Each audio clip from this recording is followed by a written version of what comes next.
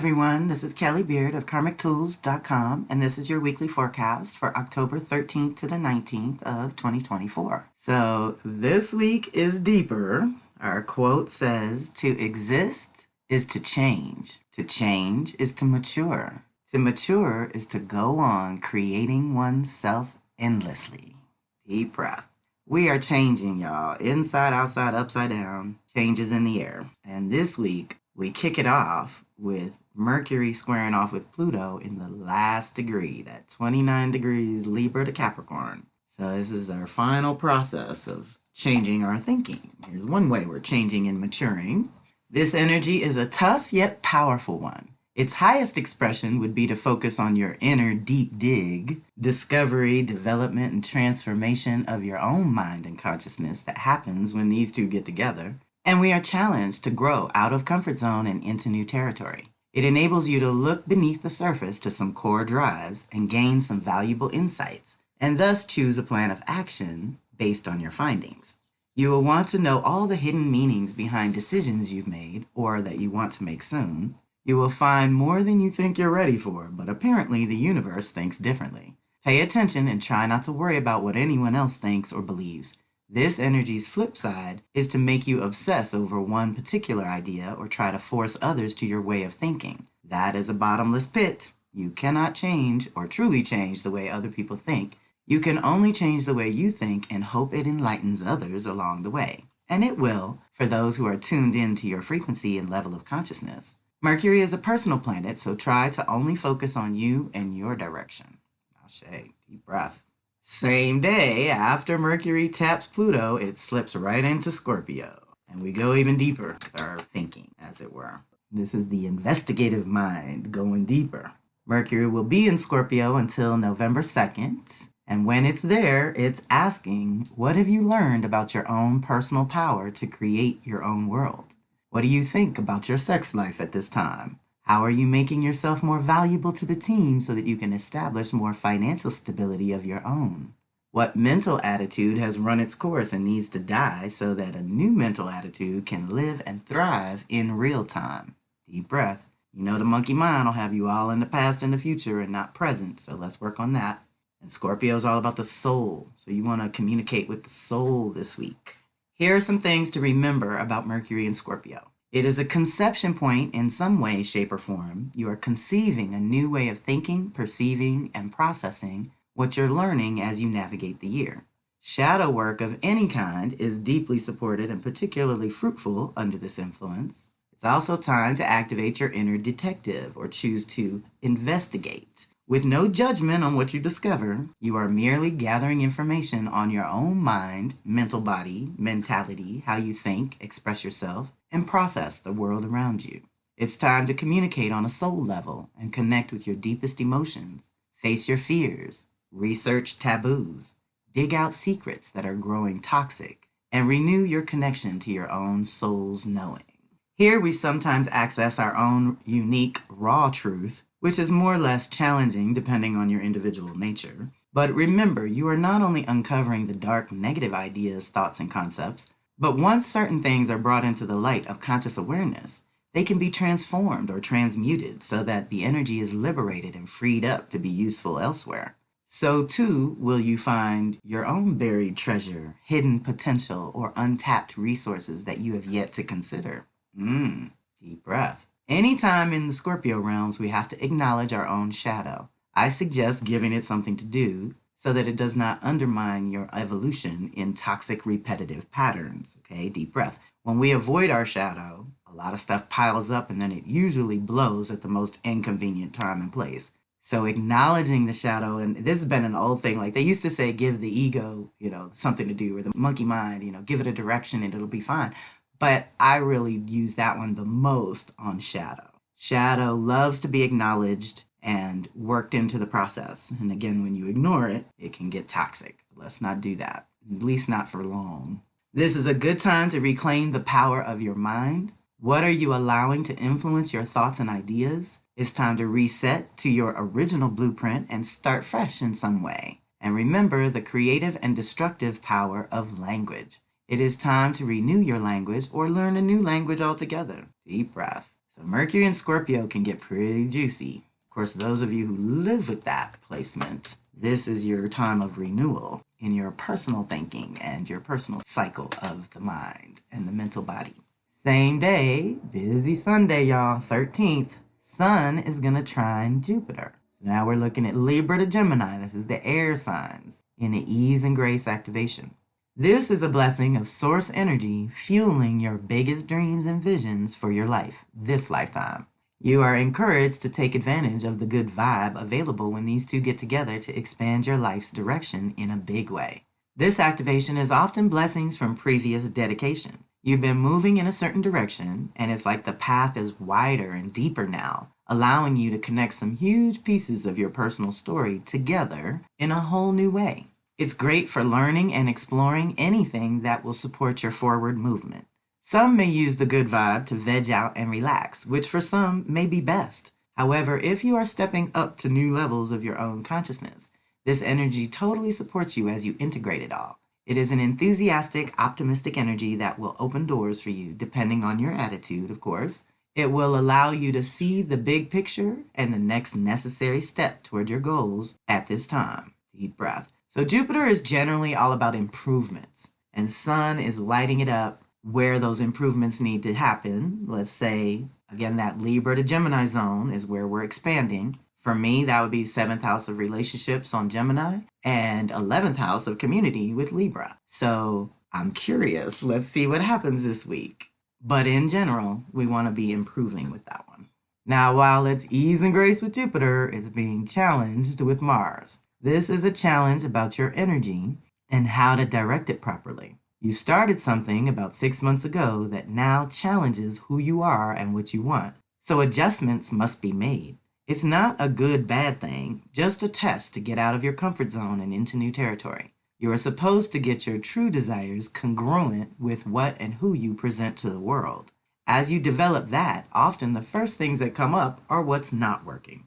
It may seem as if the universe and a couple of humans, for good measure, will be pointing out all your weaknesses, shortcomings, lack of preparation, and mistakes that you've made. So be careful not to take things personal, but keep in mind that if it's being brought into your awareness, you can learn from it. Keep self-preservation in mind and be compassionate with others struggling with their own identity issues at this time. This is energy that needs a positive physical outlet too. If you cannot channel it through physical exercise or an activity that you love, then you may find that the moving meditation opens you up to better choices and more authentic decisions, while denial and suppression only lead to more disappointment, illness, or accidents.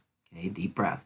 This is when we're not paying attention to what the sun is lighting up with Mars. So Mars is who you are and what you want. Sun is that kind of energy and that light, that illumination. So if something's changing there, which it is because Mars is going into its retrograde process, so we're already getting highlights of things that we need to adjust, adapt, or change altogether. So deep breath. It's customized for each individual. That's our masculine. And we continue with Monday the 14th. It's basically all personal this week. Sun, Mercury, Venus, and Mars, honey. That's all very personal, mixing it up. But Venus is now opposing Uranus. So this would be Taurus to Scorpio, or I should say Scorpio, Venus and Scorpio to Uranus and Taurus. And Uranus is at the end of its journey too, so we are wrapping up a lot of the freedom liberation things we've been digging up in Taurus. And that's about to shift to Gemini, which means we're going to have to liberate our minds and our thinking in some way on the next go-round. But for here, anytime Uranus is involved, it becomes the wild card and hard to predict how things will unfold. But right now, there is a push-pull between your apparent values and your unique individual self. Venus also represents relationships, so you may begin an unusual relationship, or you may have something unusual happen in an established relationship. It is not necessarily a good-bad thing, as much as an unpredictable shift or sudden awareness, which requires some compromise and integration. This energy works beautifully if your personal truth and values are in alignment. It will be very disruptive if they are not. Be open and flexible while looking for the win-win situation for all involved. Ashe. Deep breath. That was Monday. Now we jump to Tuesday, the 15th, when Venus will trine Neptune. This is a very supportive energy for dreaming your world into being. Allow your imagination some latitude to wander and see where it leads. Play with what if scenarios. For example, what if all your material needs and desires were taken care of? What would you dedicate your time, energy, and resources to? You may be very empathic and connected to others and what they are going through at this time, so maintain adequate boundaries. Neptune can activate a very spiritual encounter with another human being, whether it's friend, family, or lover, but only time will tell if it is Neptune playing tricks on you or if it is truly a spiritual connection. So, deep breath.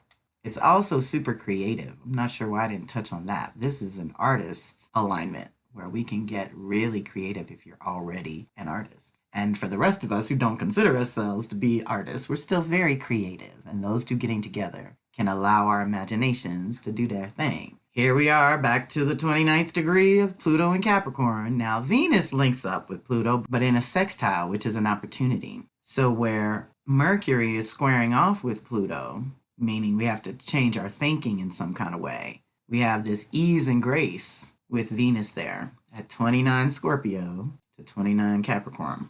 And she basically does the same thing that Mercury did. She's going to hit Pluto and then slip into a new sign. This energy deepens all emotions and strengthens bonds and attachments. Friendships and love relationships become much deeper and sometimes more intense, not to mention any physical sexual experiences. Being fake or superficial is never possible when Pluto is involved, and because Venus is involved, we're talking relationships or how you relate in general. So if you are needing to dig a little deeper with someone, you are supported. This energy can facilitate positive transformation in your relationships, partnerships, or collaborations. It will give you added power to help you change what needs changing, or at least get it on the table for a deeper discussion or a clearing conversation. Your emotional intensity may be at an unusually high level, so be sure to surround yourself with people who love you unconditionally, or try to be alone and just reflect on what you're feeling.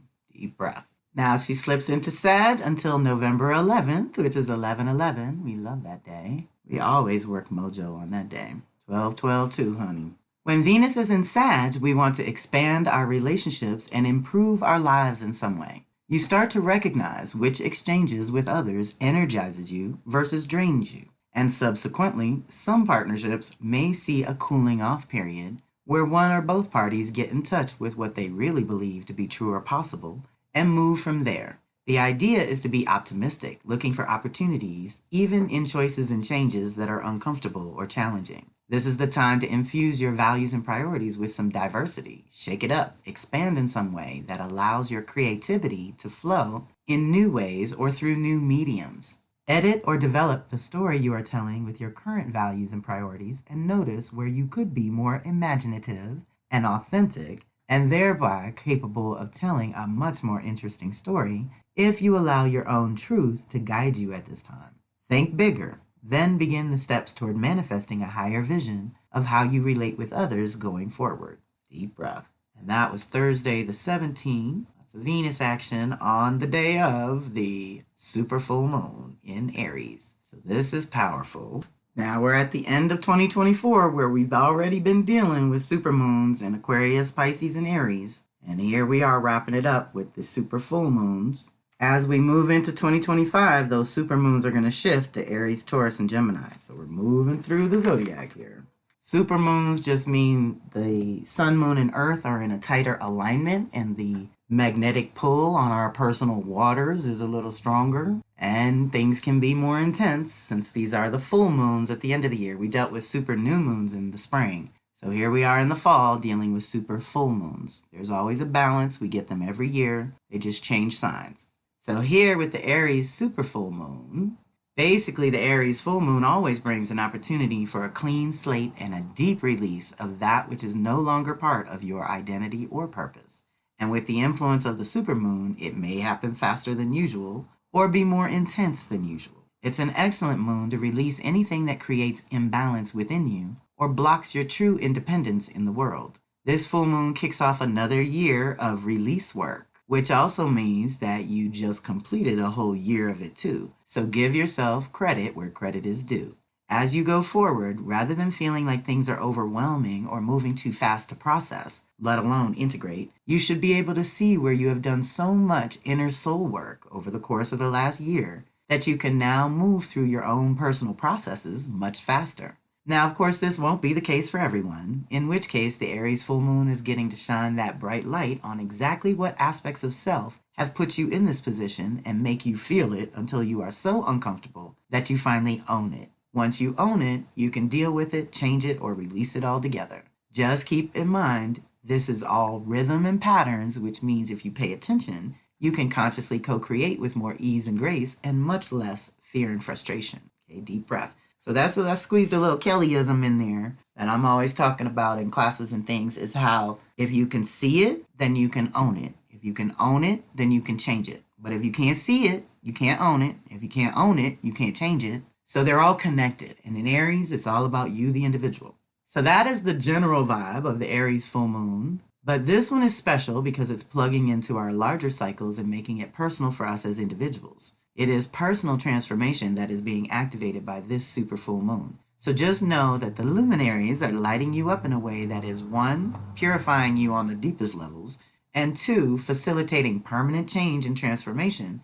So anything that you are truly willing and ready to release, this is the moon to work with. In order for you to experience the level of relationship that you desire, what do you have to change or redefine about yourself so that you can magnetize that vibrational match? Keep in mind that that applies to both personal and professional relationships. And any Aries moon is all about you. So do some mirror work and dig into your journals looking for your own patterns that you are finally truly over, and trust that this cleansing is preparing you to be able to trust yourself implicitly and to have more integrity with others now and in the future.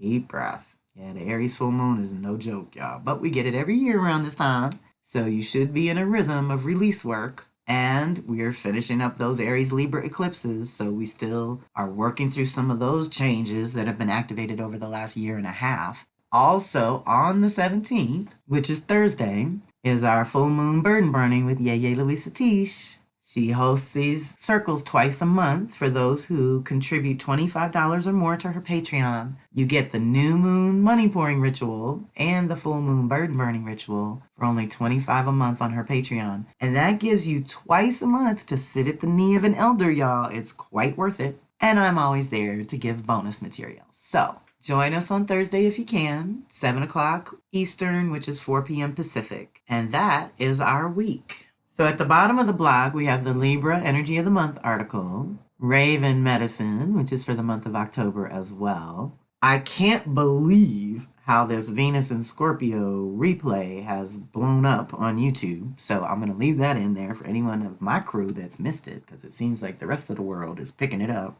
But we're still in Venus and Scorpio before she shifts to Sag this week, so check it out if you haven't already.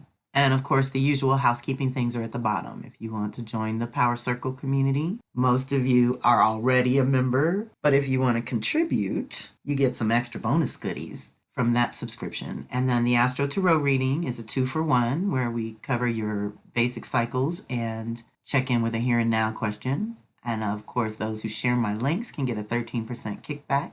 And anyone new to the circle should check out my Soul Sisters Circle invitation video, because that gives you a little bit of a rundown on how I do things around here. All right, y'all. I'm so excited for this week. Get under the sky and see that full moon. Join us when and where you can, and reach out directly when you need to. And have a fantastic week. This is Kelly Beard of Karmic Tools signing off.